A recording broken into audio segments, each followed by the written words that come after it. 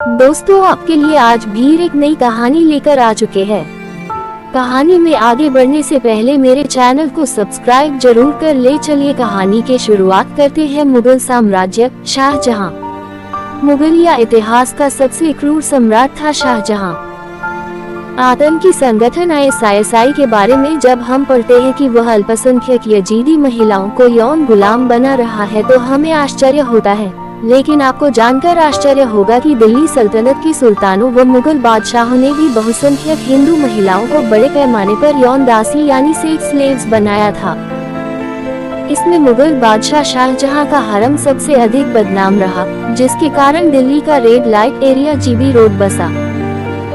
शाहजहां के हरम में 8000 रखैलें थीं जो उसे उसके अब्बू जहांगीर से विरासत में मिली थी। उसने अब्बू की संपत्ति को और बढ़ाया। उसने हरम की महिलाओं की व्यापक छटनी की तथा बुजुर्ग महिलाओं को भगाकर अन्य हिंदू परिवारों से जबरन महिलाएं लाकर हरम को बढ़ाता ही रहा। कहते हैं कि उन्हीं भगाई गई महिलाओं से दिल्ली का red light area GB road गुलजार हुआ था और वहां इस धंधे की शुरुआत हुई थी।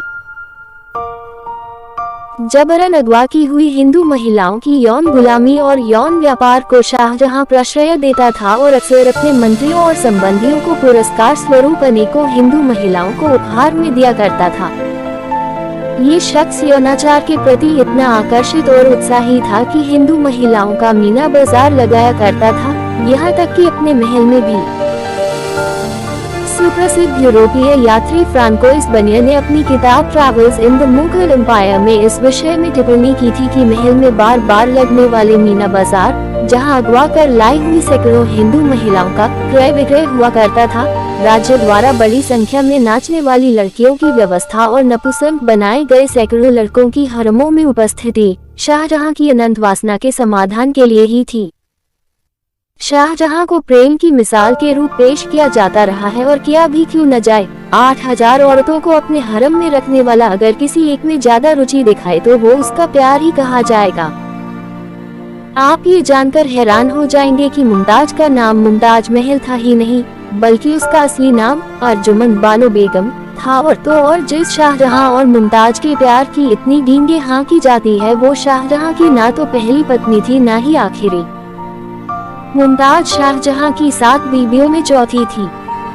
इसका मतलब है कि शाहजहां ने मुमताज से पहले 3 शादियां कर रखी थी और मुमताज से शादी करने के बाद भी उसका मन नहीं भरा तथा उसके बाद भी उसने 3 शादियां और की। यहाँ तक कि मुमताज के मरने के 1 हफ्ते के अंदर ही उसकी बहन फरजाना से शादी कर ली थी, जिसे उसने रखैल बना कर रखा था, जिससे शादी करने से पहले ही शाहजहां को एक बेटा भी था। अगर शाहजहां को मुमताज से इतना ही प्यार था तो मुमताज से शादी के बाद भी शाहजहां ने 3 और शादियां क्यों की?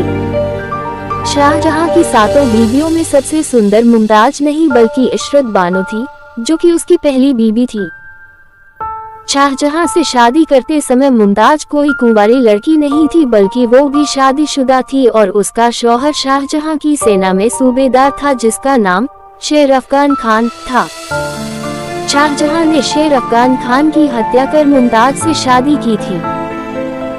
गौर करने लायक बात यह भी है कि 38 वर्षीय मुमताज की मौत कोई बीमारी या एक्सीडेंट से नहीं बल्कि 14वें बच्चे को जन्म देने के दौरान अत्यधिक कमजोरी के कारण हुई थी। यानी शाहजहां ने उसे बच्चे पैदा करने की मशीन ही नहीं बल्कि फैक्ट्री बनाकर मार डाला था।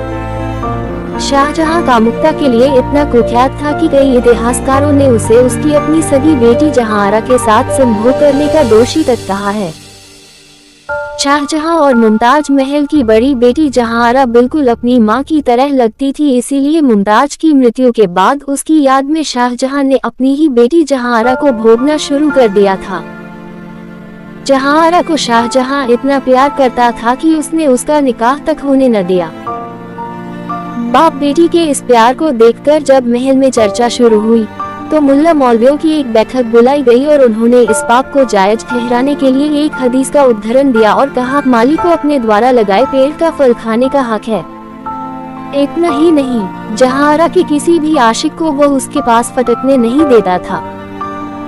कहा जाता है कि एक बार जहांआरा जब अपने एक आशिक के साथ इश्क लड़ा रही थी तो शाहजहां आ गया, जिससे डरकर वो हरम के तंदूर में छिप गया। शाहजहां ने तंदूर में आग लगवा दी और उसे जिंदा जला दिया।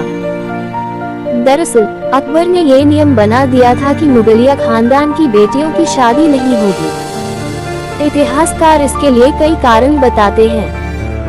इसका परिणाम ये होता था कि मुगल खानदान की लड़कियां अपनी जिस्मानी भूख मिटाने के लिए अवैध तरीके से दरबारी नौकर के साथ साथ रिश्तेदार यहाँ तक कि सगे संबंधियों का भी सहारा लेती थी। कहा जाता है कि जहांआरा अपने बाप के लिए लड़कियां भी फंसाकर लाती थी। जहांआरा की मदद से शाहजहां ने मुमताज के भाई शाइस्ता खान की बीबी से कई बार बलात्कार किया था।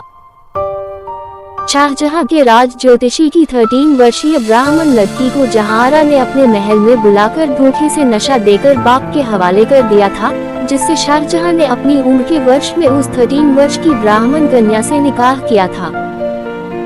बाद में इसी ब्राह्मण कन्या ने शाहजहां के कैद होने के बाद औरंगजेब से बचने और एक बार फिर से हवस की सामग्री बनने से खुद को बचाने के लिए अपने ही हाथों अपने चेहरे पर तेजाब डाल लिया था। The legacy of Muslim rule in India के अनुसार शाहजहां शेख ही मारा करता था कि वह तैमूर का वंशज है जो भारत में तलवार और अग्नि लाया था।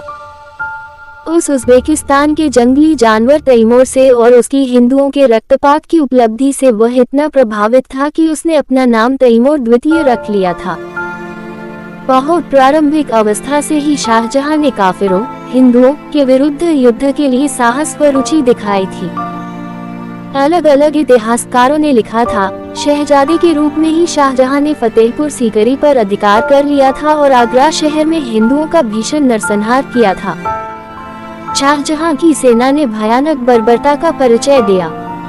हिंदू नागरिकों को घोर यातनाओं द्वारा अपने संचित धन को दे देने के लिए विवश किया गया और अनेकों उच्च कुल की कुलीन हिंदू महिलाओं का शीलभंग किया गया। 1632 में कश्मीर से लौटते समय शाहजहां को बताया गया कि अनेकों मुस्लिम बनाई गई महिलाएं घर वापसी करते हुए फिर से हिंदू हो गई हैं और उन्होंने हिंदू परिवारों में शादी कर ली है। शहंशाह के आदेश पर इन सभी हिंदुओं को बंदी बना लिया गया। उन सभी पर इतना आर्थिक दंड थोपा गया कि उनमें से कोई भुगतान नहीं कर सका। तब इस्लाम स्वीकार कर लेने और मृत्यु में से एक को चुन लेने का विकल्प दिया गया। जिन्होंने धर्मांतरण स्वीकार नहीं किया, उन सभी पुरुषों का सिर काट दिया गया। हजारों महिलाओं को जबरन मुसलमान बना लिया गया और उन्हें सिपह सालारों, अफसरों और शहंशाह के नजदीकी लोगों और रिश्तेदारों के हरम में भेज दिया गया। हमारे वामपंथी इतिहासकारों ने शाहजहां को एक महान निर्माता के रूप में चित्रित किया है, किंतु इस मुजाहिद ने अनेकों कला के प्रतीक सुंदर हिंदू मंदिरों और अनेकों हिंदू भवन निर्माण कला के केंद्रों का बड़ी लगन और जोश से विध्वंस किया था।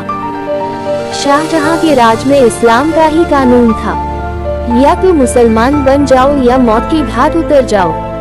आगरा में एक दिन इसने 4000 हिंदुओं को मौत के घाट उतारा था। जवान लड़कियां इसके हरम भेज दी जाती थी। शाहजहां के आते आते मुगल शासन पुराने मुसलमानी धर्रे पर चल पड़ा था। इतिहासकार अब्दुल हमीद लाहौरी के बादशाहनामे के अनुसार शाहजहां के ध्यान में ये बात लाई गई कि पिछले शासन में बहुत से मूर्ति मंदिरों का निर्माण प्रारंभ किया गया था, किंतु कुफ्र के गढ़ बनारस में बहुत से मंदिरों का निर्माण पूरा नहीं हुआ था। काफिर उनको पूरा करना चाहते थे। मजहब के रक्षक बादशाह सलामत ने आदेश दिया कि बनारस और उसके पूरे साम्राज्य में तमाम नए मंदिर ध्वस्त कर दिए जाएं।